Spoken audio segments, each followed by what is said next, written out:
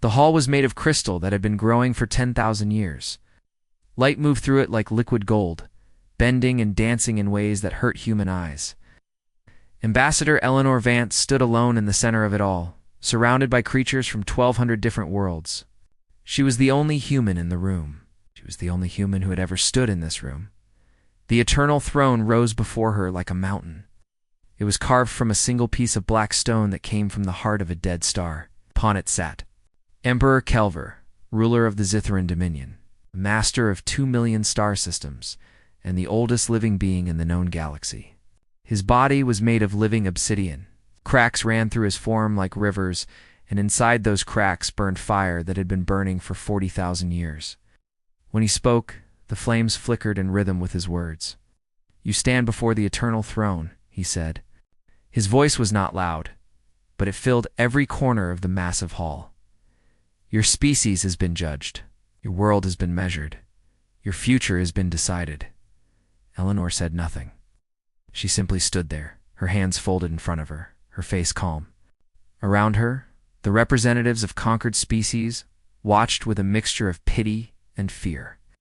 They all remembered their own moment in this hall. They all remembered the terror of hearing their fate spoken aloud. "Humanity will submit to the Dominion," the Emperor continued. "Your worlds will serve. Your people will obey. Your resources will fuel our eternal expansion. This is not a request. This is not a negotiation. This is simply what will happen." He paused, letting his words echo through the crystal walls. "If you refuse, we will burn your world to ash. We will scatter that ash across the void. We will erase every trace of your existence so completely that the galaxy will forget you ever lived. 900 billion warships wait at your borders. You have 300. The numbers hung in the air. 900 billion against 300. It was not a war. It was an execution." The Emperor leaned forward, his flames burning brighter. "What is your answer, human?" Every eye in the hall turned to Eleanor. Cameras broadcast her image to 1 trillion screens across the galaxy. Conquered species on 1,000 worlds held their breath. Waiting to watch another civilization break, Eleanor reached into her coat. The Emperor's guards reacted instantly. Weapons hummed to life. Energy shields snapped into place around the throne. A dozen targeting systems locked onto the small human woman. Eleanor's hand came out of her coat holding a newspaper. Not a data pad, not a holographic display. It's an actual newspaper printed on actual paper. It was yellow with age and slightly crumpled from being folded in her pocket. She unfolded it slowly, carefully, as if she had all the time in the universe. Then she began to read. The hall fell into confused silence. The guards looked at each other. The Emperor's flames flickered with something that might have been confusion. The representatives of 1,200 species stared at the human woman, who was reading a newspaper in the middle of a death sentence. Then Eleanor laughed. It was not a nervous laugh. It was not the desperate laugh of someone facing death. It was the genuine, warm laugh of someone who had just read something truly funny. She laughed the way a parent laughs when a small child threatens to fight the sun. "My apologies," she said, still looking at the newspaper. "I just needed to check something. There was a clue in the crossword puzzle that was bothering me. 12 letters. The hint was obsolete threat." She looked up at the Emperor and smiled. "The answer is declarations. It fits perfectly." The Emperor's fire burned hot with anger. "You dare mock the eternal throne? You dare laugh at your own destruction?" "I'm not laughing at destruction," Eleanor said. She folded the newspaper and put it back in her pocket. "I'm laughing at the idea that you think this is a threat. You've given this same speech to 1,200 species. You've watched them all bow and beg and break. You expected us to do the same?" She took a step forward. The guards raised their weapons higher, but she ignored them completely. "Humanity formally declines your generous offer of slavery," she said. Her voice was calm and clear. "We will not submit. We will not serve. We will not bow before your throne or any other." The Emperor rose from his seat. He was massive, 3 times the height of a human, and his flames roared with fury. "Then you choose extinction. Your 300 ships against our 900 billion? Your single world against our 2 million systems? You are insects before a hurricane." Eleanor nodded slowly. "I understand why you think that. For 40,000 years, you've conquered everyone you've met. You've grown used to victory. You've forgotten what it feels like to lose. She paused and looked around the room at all the conquered species watching her. Then she looked back at the Emperor. We've only been a spacefaring species for 80 years. In that time, we've studied you. We've watched how you fight, how you think, how you rule. We've read your histories. We've analyzed your technology. We've mapped every single system you control. The Emperor laughed, and his laugh shook the crystal walls. And what did you learn, little human? Did you learn how hopeless your situation is? No, Eleanor said. We learned that you've been making the same mistakes for 40,000 years. We learned that your technology hasn't changed in 6,000 years because you stopped innovating when you ran out of enemies. We learned that every species you've conquered still remembers what freedom felt like. She smiled again, but this time there was no warmth in it. Most importantly, we learned that you've never faced a species like us. Every civilization you've conquered had thousands of years of peace before you arrived. They had forgotten how to fight. They had forgotten how to resist. They looked at your armada and saw only death. Alano straightened her spine and squared her shoulders. Humanity has been at war with itself for our entire existence. We have fought over land, over resources, over ideas, over nothing at all. We have burned our own cities and rebuilt them. We have driven ourselves to the edge of extinction and pulled ourselves back. We have spent 300,000 years learning every possible way to kill, to survive, to endure, and to win. She pointed at the Emperor. See 300 ships and think we are weak. We see 300 ships and know exactly how to make them count. You see one world and think we are small. We see one world worth dying for, and that makes us more dangerous than you can possibly imagine. The Emperor's flames burned cold and blue with fury. Pretty words, but words do not stop weapons. Words do not turn aside armadas. Eleanor reached into her pocket and pulled out the newspaper again. She held it up so everyone in the room could see it. This newspaper is 200 years old, she said. The headline reads, War Declared. It's from a conflict on Earth that everyone thought would end the world. It didn't. We survived. Always survive. She dropped the newspaper on the floor. I have a counter-proposal for you, Emperor. Take your armada, take your threats, take your 40,000 years of conquest, and run. The Emperor stared at her. The guards stared at her. 1,200 species stared at her. Run far and run fast, Eleanor continued, because if you come to our world with weapons in your hands, you will learn why humanity has never been conquered.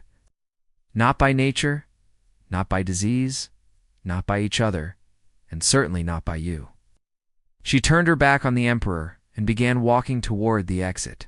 Wait, the Emperor commanded. You cannot simply leave. You have not been dismissed. Eleanor stopped, but did not turn around. I don't need your permission to leave, she said. Just like I don't need your permission to fight. Just like I don't need your permission to win. She walked out of the hall without looking back. Behind her, the galaxy held its breath and wondered if they had just witnessed incredible courage or incredible stupidity. They would soon find out. Grand. Admiral Thiessen had destroyed civilizations. She had burned worlds that refused to kneel. She had commanded fleets that blocked out the light of suns. In 4,000 years of service to the Dominion, she had never known defeat. Now she stood on the bridge of her flagship, the Eternal Fury, watching 100,000 warships drop out of faster-than-light travel into the system humans called Sol. It was a small system. 1 yellow star. 8 planets. 1 tiny blue marble that the humans called Earth. Thiessen had studied the intelligence reports carefully. 300 human vessels defended this system. 300 against 100,000. This would not be a battle. It would be a demonstration. Status report, she commanded. Her tactical officer, a creature of scales and many eyes, responded immediately. Ow.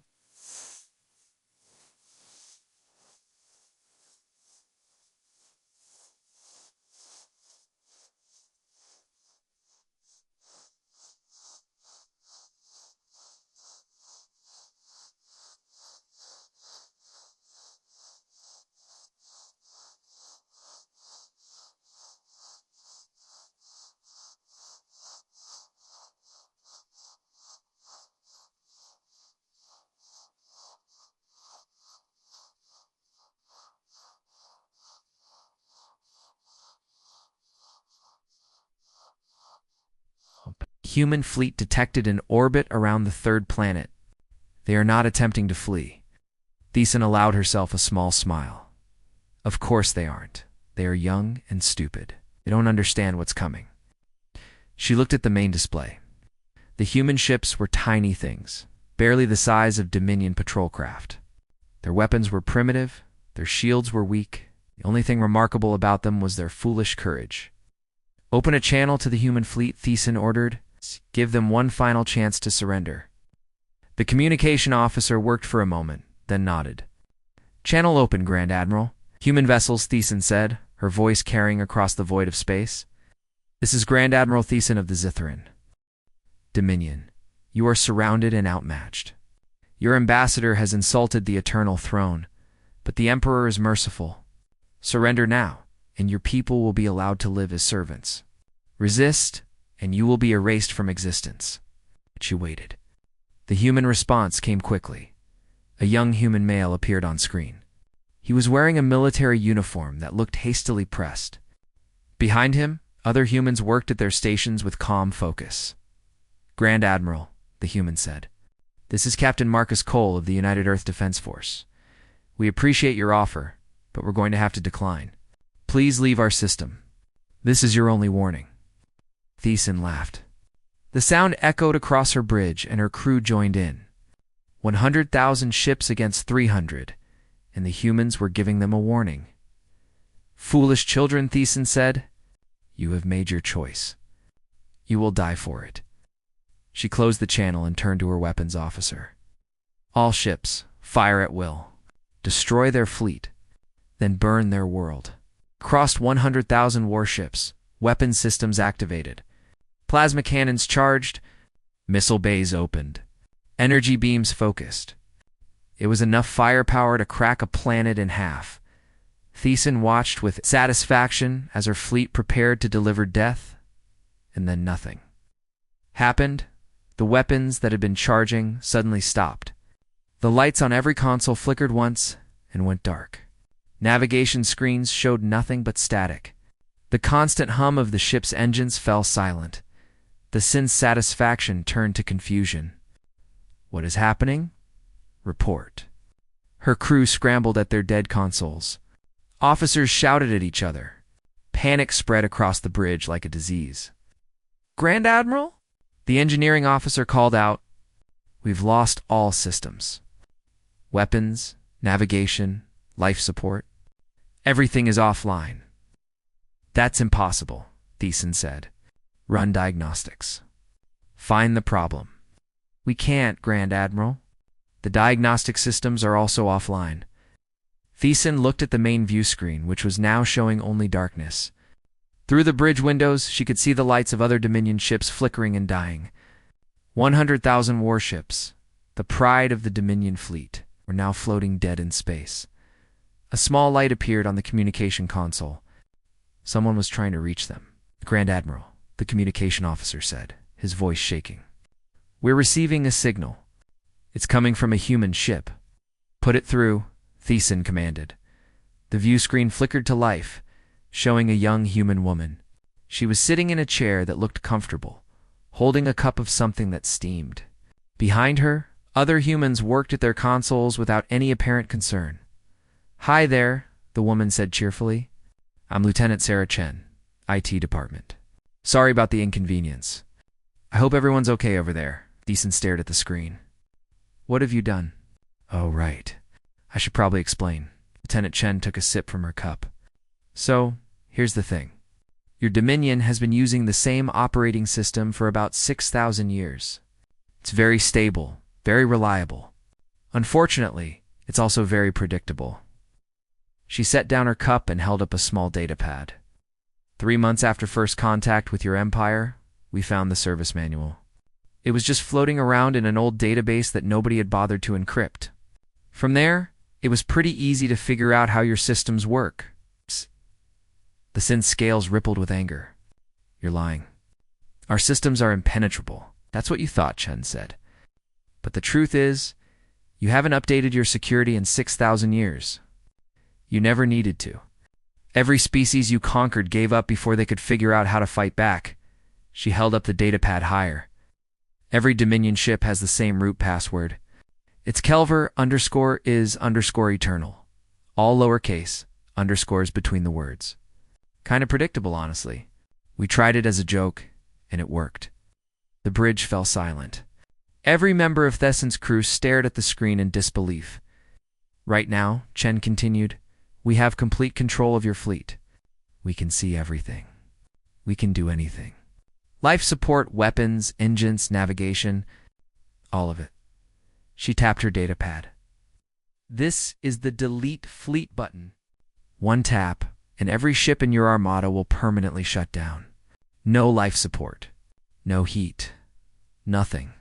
100,000 ships become 100,000 tombs. Theson's heart, which had not felt fear in 4,000 years, began to beat faster. But Chen said, smiling brightly, we're not going to do that. We're not monsters. We don't want to kill anyone. We just want you to leave. She set down the datapad. You have 6 hours to power up your backup systems and leave our system. We've left those systems alone specifically so you can retreat.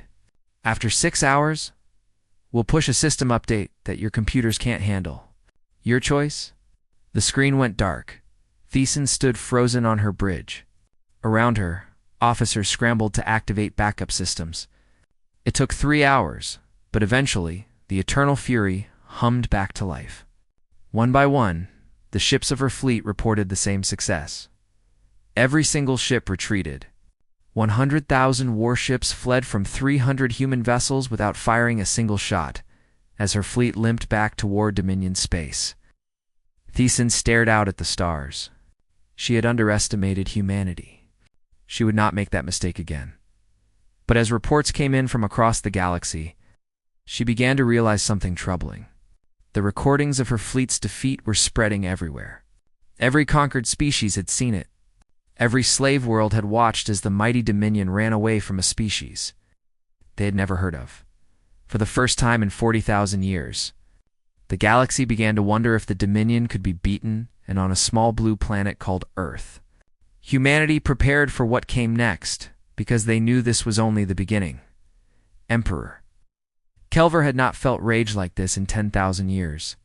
The flames inside his body burned so hot that the stone floor beneath his feet began to melt. His advisors stood at a safe distance, watching their rulers struggle to contain his fury. 100,000 ships, he said, his voice shaking the walls of his throne room. 100,000 ships, defeated without a single shot fired. Humiliated by insects, made fools of by children. The witness, oldest of his advisors, spoke carefully. Eternal One, perhaps we should study these humans further.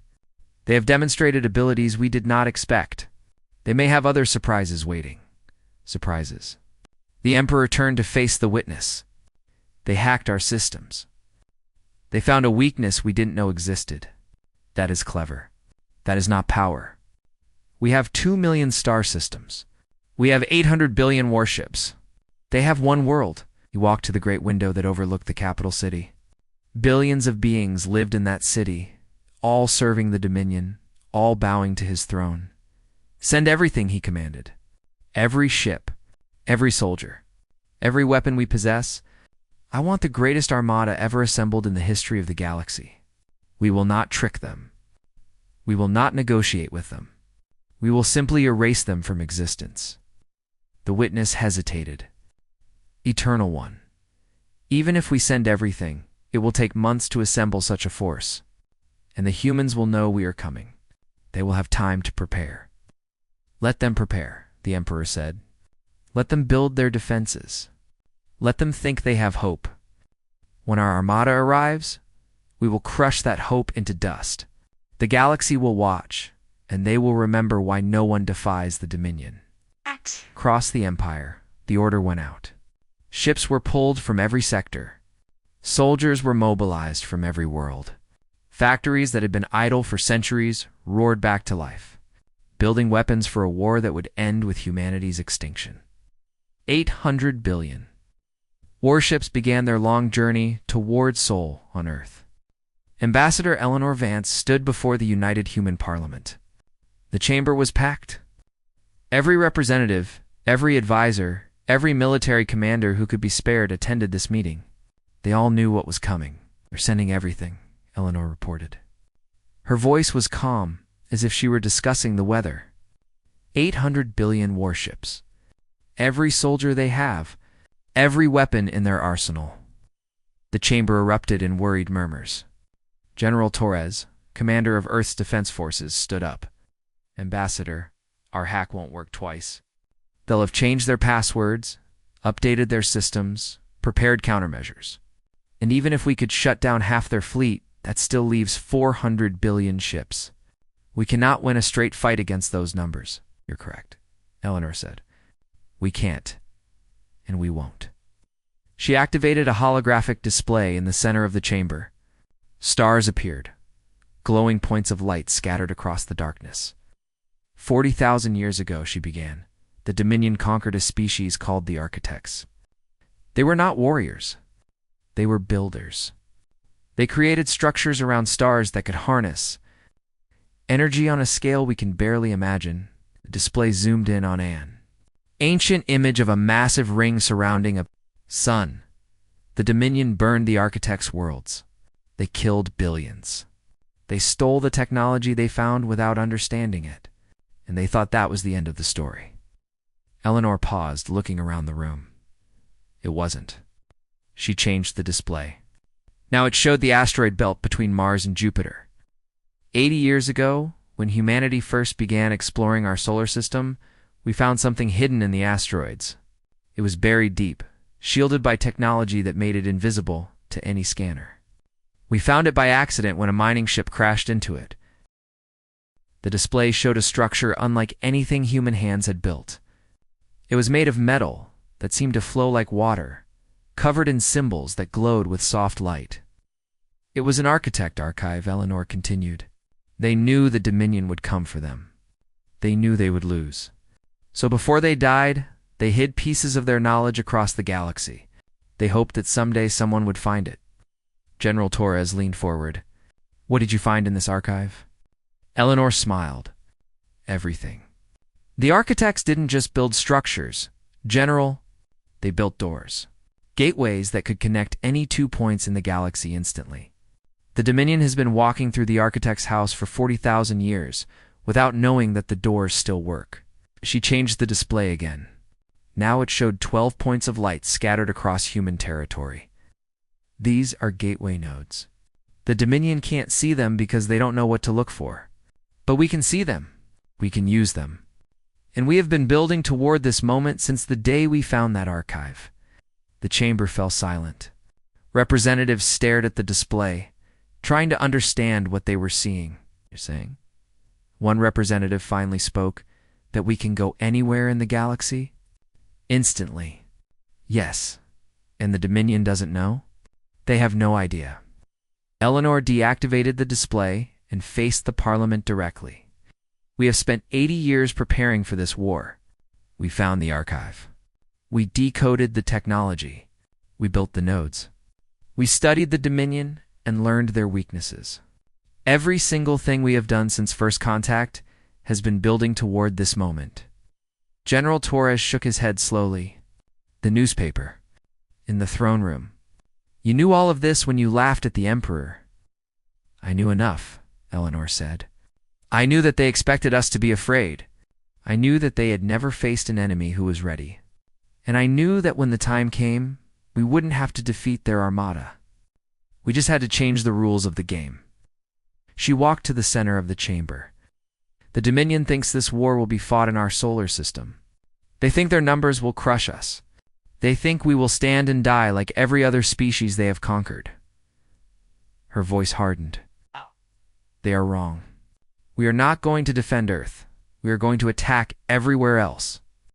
She began to outline the plan. 8 billion humans would evacuate through the gateways. They would scatter across the galaxy in small teams. They would appear on worlds the Dominion thought were safe. They would arm the enslaved. They would train the resistance. They would teach the conquered how to fight back. The Dominion could not defend 2 million star systems at once. Their strength was concentrated. humanity would make sure that concentration became a weakness. "We're not going to fight their war," Eleanor concluded. "We're going to fight our war.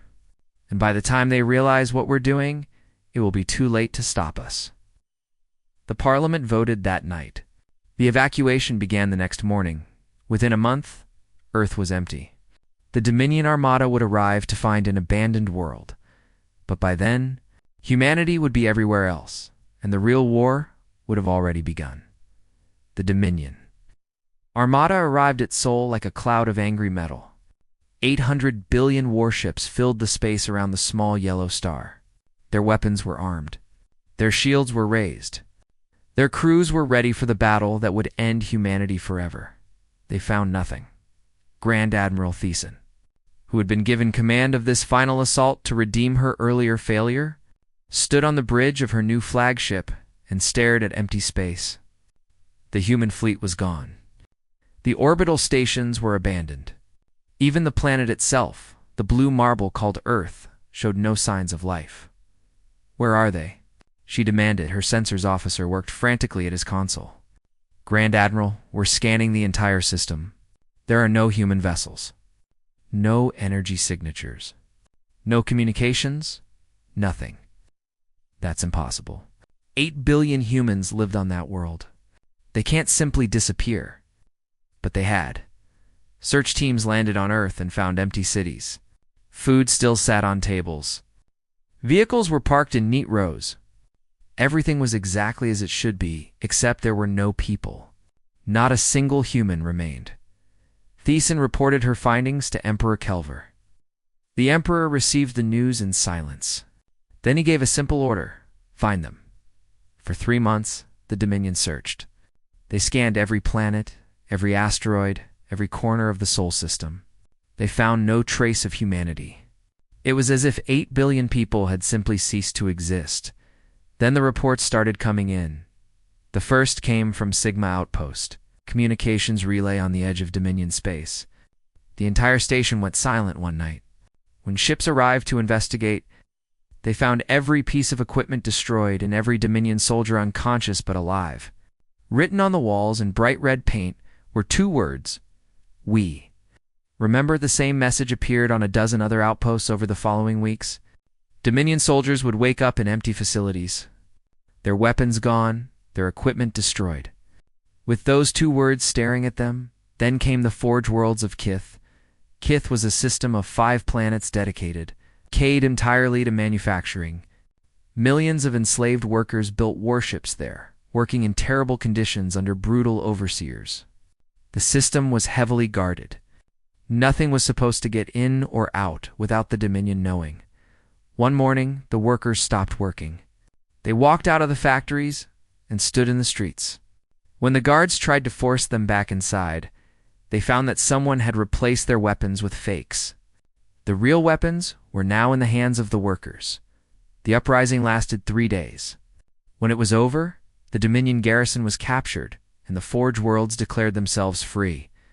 A message was broadcast across the galaxy: "We are not alone. Others fight with us." The Dominion sent a fleet to recapture Kith.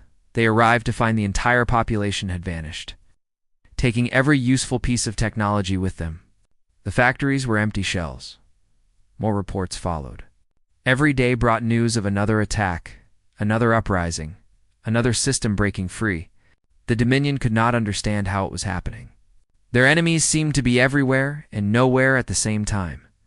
The answer was simpler than they imagined. Humanity had not run away.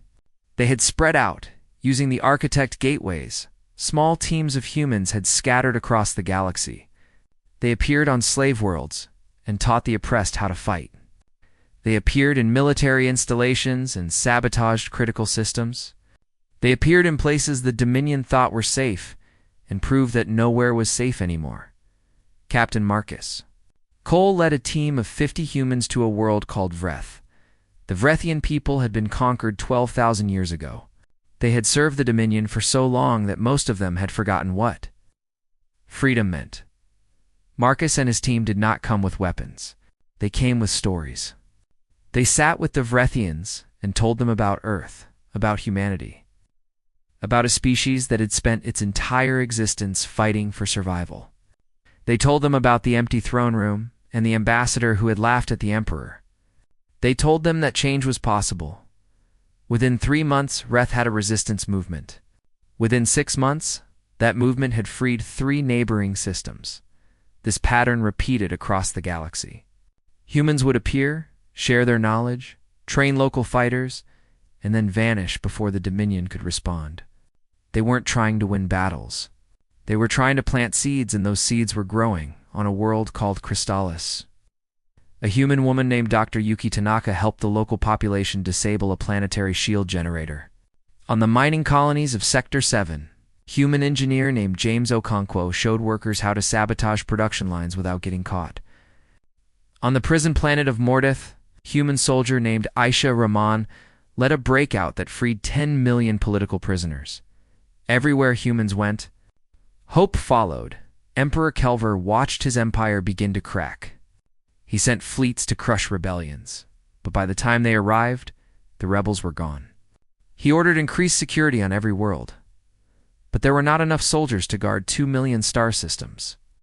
He demanded that his admirals find the human homeworld and destroy it, but there was no human homeworld anymore. There was only Earth, empty and silent. The witness came to the emperor one evening. The ancient advisor had been studying the situation for months. Trying to understand what the Dominion faced, I have reached a conclusion. Eternal One, the witness said. Speak, we are not fighting a war. We are fighting an idea. The humans have given the galaxy something we spent 40,000 years trying to destroy. They have given them hope. The emperor's flames flickered. Hope can be crushed. Ideas can be erased. Perhaps, the witness replied, but not quickly, and not easily. The humans understand something we forgot long ago. They understand that an empire built on fear only works when the subjects believe resistance is impossible. They have shown the galaxy that resistance is possible. He paused. For the first time in 40,000 years, our subjects believe they can win. That belief is more dangerous than any weapon. The emperor stared at his advisor. In 40,000 years, he had never felt what he felt now. It was unfamiliar and uncomfortable. It took him a long moment to recognize it. Fear. He was afraid of a species that had existed for only 300,000 years. He was afraid of creatures who had built their first starship less than a century ago. He was afraid of tiny, fragile beings who could not survive without their technology and their tools. He was afraid because they would not give up.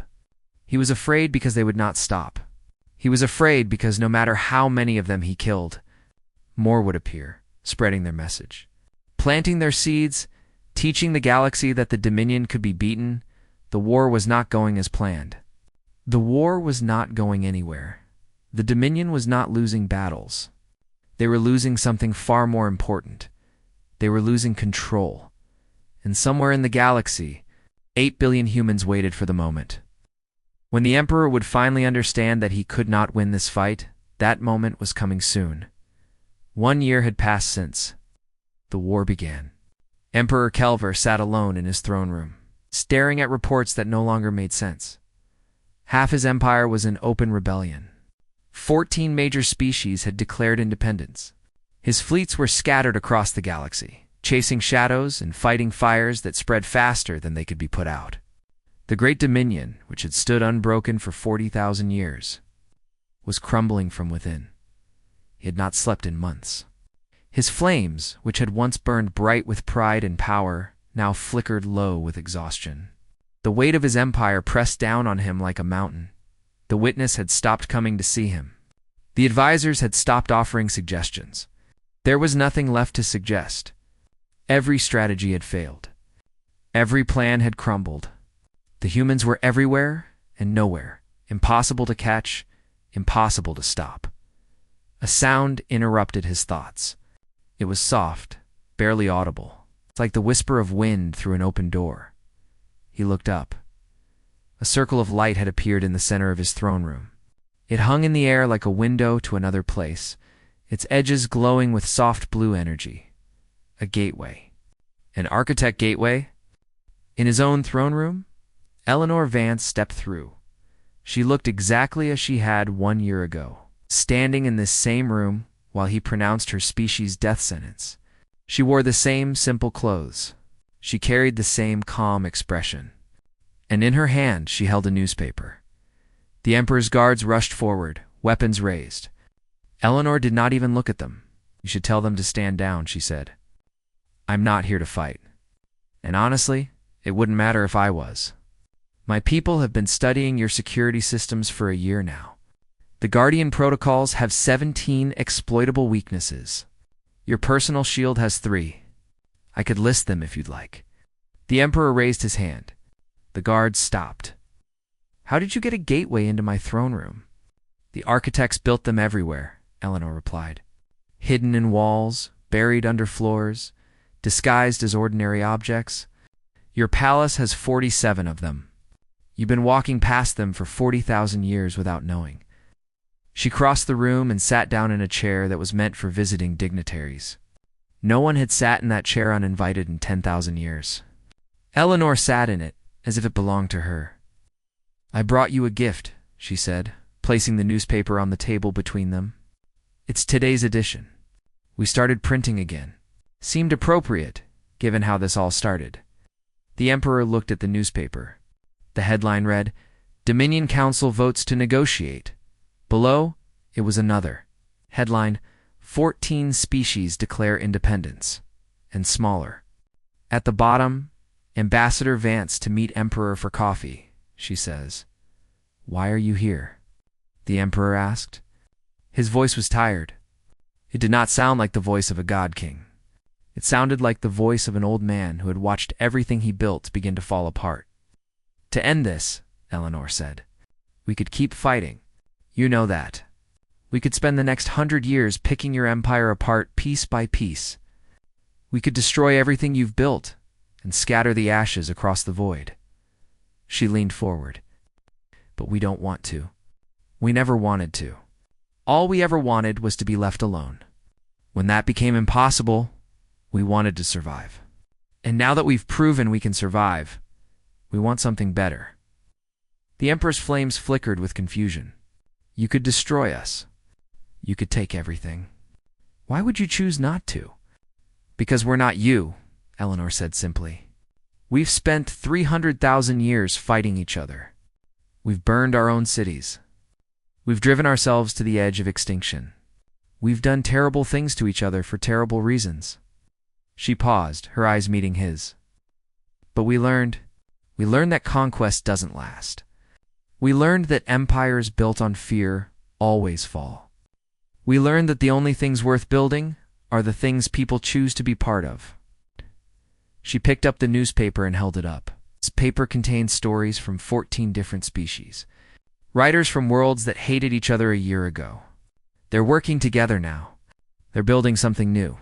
Not because we force them to, but because they want to. The Emperor stared at the newspaper. For a long moment he said nothing. "What do you want from me?" "I want you to make a choice," Eleanor said. "The galactic community is forming. Every species gets a voice. No thrones. No eternal rulers. Just neighbors trying to figure out how to live together." Just set down the newspaper. "You can be part of it. Your people can have a seat at the table.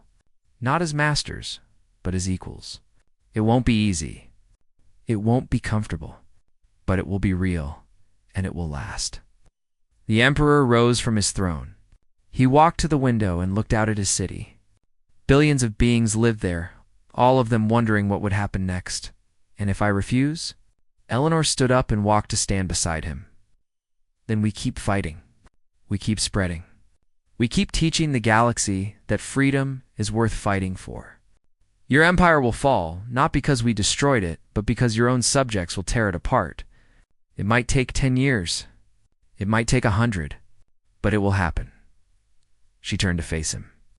"You've ruled for 40,000 years. You've seen civilizations rise and fall. You know I'm telling the truth." The Emperor's flames burned low and quiet. He had ruled for so long. He had held so much power for so many years. The thought of giving it up felt like death, but the thought of watching everything crumble felt worse. "The species I conquered," he said slowly. "The ones who suffered under my rule. They will want justice. They will want revenge." "Some of them will," Eleanor agreed, "and they deserve to be heard. But revenge doesn't build anything. We're not offering you forgiveness. We're offering you a chance to be something other than what you've been." She extended her hand. "It's the same offer we gave the galaxy. Choose to be better. Choose to build something that lasts. Choose to be remembered for what you created, not what you destroyed." The Emperor looked at her hand. It was such a small thing, that hand, fragile, human, but it was attached to a species that had done the impossible. They had faced the greatest empire in history and refused to break. He thought about 40,000 years of conquest, 40,000 years of fear, 40,000 years of building something that was falling apart the moment. He stopped holding it together. Maybe it was time for something different. He reached out and took her hand. Eleanor smiled. It was a warm smile, genuine and kind. It was the smile of someone who had hoped for this moment, but had been prepared for something else. "Welcome to the galactic community, Emperor Kelver, or should I say Citizen Kelver?" "Just Kale," he said quietly. "The title feels heavy now." "Titles usually do," Eleanor replied. "That's why we got rid of most of ours." She picked up the newspaper and handed it to him. "Keep this. Someday your grandchildren will want to know how the galaxy changed. This is where they can start." She walked back toward the gateway. Before she stepped through, she turned one last time. "The crossword puzzle is pretty good this week. 12 across is tricky. The answer is tomorrow." She stepped through the gateway and vanished. Kale stood alone in his throne room, holding a newspaper. The flames inside him burned a little brighter than before. Tomorrow, yes. He supposed that was where everything began. The galaxy had changed. And for the first time in 40,000 years, he was curious to see what came next.